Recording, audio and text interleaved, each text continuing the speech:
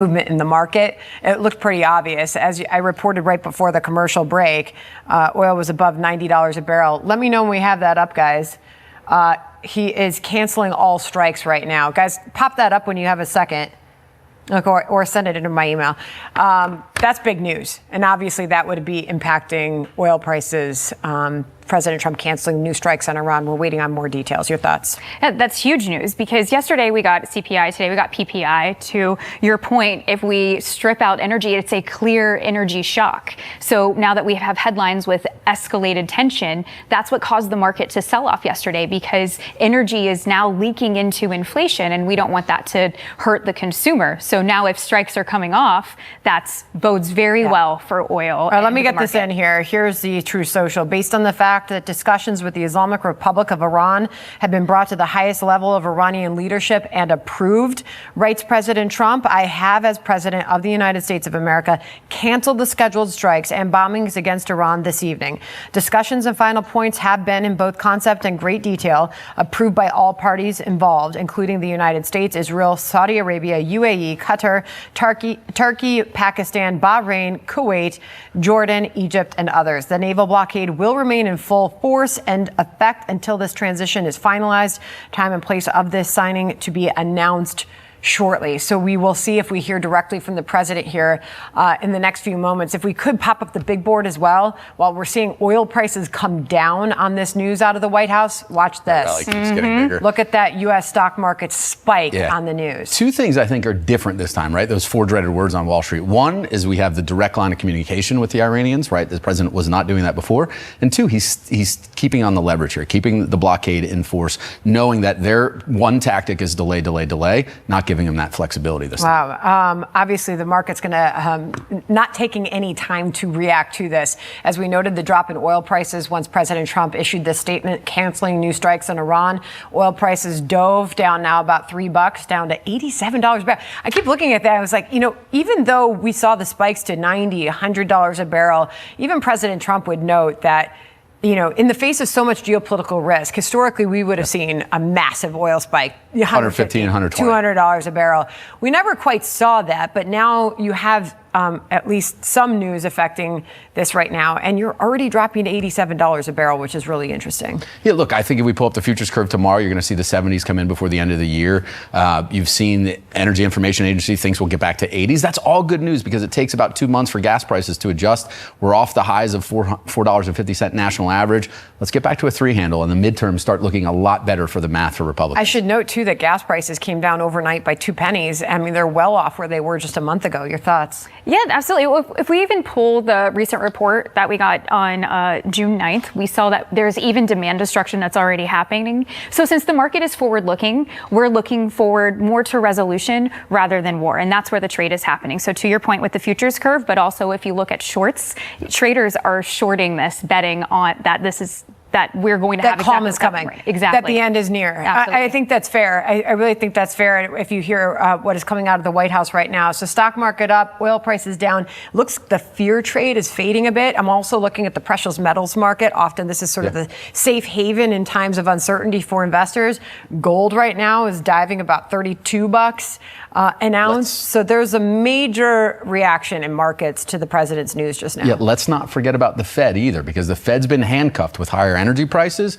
If we get back into the 70s here in short order, this idea of maybe a cut at the end of the year, if the economy is cruising along, could happen again. But I think right now cuts are completely off the table. And especially you look at the U.S. equity market in the face of what was, an inflation report not super favorable to the White House or to the American consumer. The stock market still has been resilient in the face of that. It has. Actually, I would argue that inflation report was actually really well. You have to dig into the details. So from an earnings perspective from the stock market, we just came out of record earnings that we haven't seen since 2021. These are levels we haven't seen normally coming out of recessions. From those inflation prints, if we were to look at core goods, you could actually see that tariff inflation has starting to come out. That's subsided. And now we just see an influx of energy inflation just starting to show up. But those are energy shocks that normally we look through as long as inflation expectations are well anchored to 2%, and seeing the 2-year come down, seeing the dollar starting to weaken, gold coming up, every thing that was happening with markets pre-Iran conflict is reversing, which is boding well for markets. So once we get a conflict on the table, or that strait is opened, or because we're forward looking, we need to at least expect it, then that bodes extremely well for market because, again, record earnings. I think it's fair to say the president is keeping Iran guessing, keeping the world guessing. Thanks to both of you. And John, as I hand off to you, I just want to note that President Trump, as he calls off these new military strikes, this is just hours after threatening to escalate the situation. So you have a market that's sort of been watching all the movements of this war. And as we just saw on the screen a moment ago, while oil prices are plunging, I think they just took another leg down. They're now below $87 a barrel, John. This is almost a 4% drop. Yeah, I mean, when you take a look at it, you say the right thing and the markets react. And the president apparently has said the right thing because the markets and a lot of other folks, the oil markets obviously as well, were expecting that this was going to escalate tonight. Let's bring in Byron York, Fox News contributor. So the president said that he was going to hit Iran very hard tonight. New York, anybody there? We're ready. He's now saying that we hear Mark Meredith. He's champing at the bit to get on TV. We'll get to him in just a second here. But the fact that the president said that he was going to hit Iran very hard tonight, and now he says a deal is basically at hand. It's calming the markets, but I mean, how many times have we heard a deal is at hand? I haven't actually counted, but there have been a whole lot of them. And the president has often said, we're very close. We think it'll be in a couple of days. He always does a caution like, maybe it won't happen. I can't be sure, but it's coming soon. And he said that over and over and over again. And I think a lot of critics of the president have thought that it has given the Iranians the impression that the president does not really want to go through with these attacks, and he's looking for an excuse not to do it. So we'll have to see exactly how this works out now, but we have seen this show a number of times before. Yeah, and there was a sense that because the president seemed reluctant to go back to kinetic military action, that the Iranian leadership was basically tweaking his nose. They were playing like they're the toughest dog on the block, that Iran's got this vast, powerful military, and they don't. I mean, how many missiles did they fire? How many drones did they fire? Yeah. They hit an Apache helicopter, and thank God the drone didn't explode, but everything else that they were firing at Kuwait and the Emirates and Israel, nothing happened. So, well, it was the Apache attack that really, I think, sent this to another level and made it impossible to keep what Trump has been calling a ceasefire going on. You know, the other day Trump was asked, well, what does ceasefire mean to you? And he said, well, in that part of the world, it means you're shooting in a more moderate manner.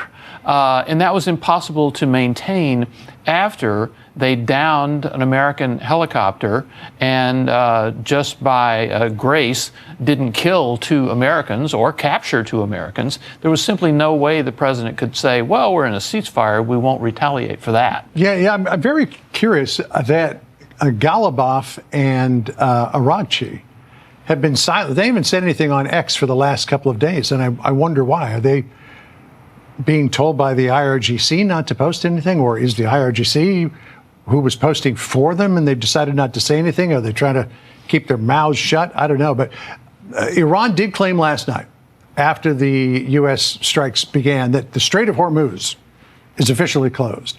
Look at what CENTCOM put out just a short time ago. Strait of Hormuz, open for transit. Safe pathways are established for commercial vessels transiting the Strait of Hormuz. The pathways are available to all vessels not violating the blockade against Iran. Hundreds of ships have transited in the last 2 months. U.S. forces are postured to defend against Iranian aggression. Iran does not control the Strait of Hormuz. I mean, finally, we're hearing from the United States the idea that Iran is more of a gnat buzzing around the head of a horse, right? And eventually that gnat gets squashed. Well, this was the president's big news yesterday, that the United States has escorted and made sure that lots of ships carrying lots of oil had safe passage through the Straits of Hormuz, which was exactly the message you're saying, saying that Iran does not have control of the strait and the United States can force it open. And once that happens, then I think the Iranian house of cards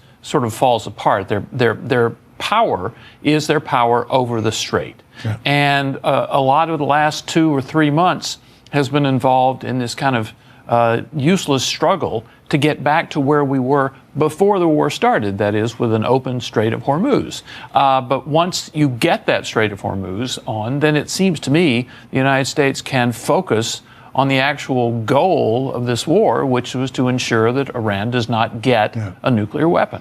A lot of people are wondering why it took this long to get to this point. Me too. All right, we'll see how it goes in the hours ahead. Byron, appreciate it. Sandra? All right. Be sure to like and subscribe for all the Fox News latest on YouTube and catch full shows streaming now on Fox One.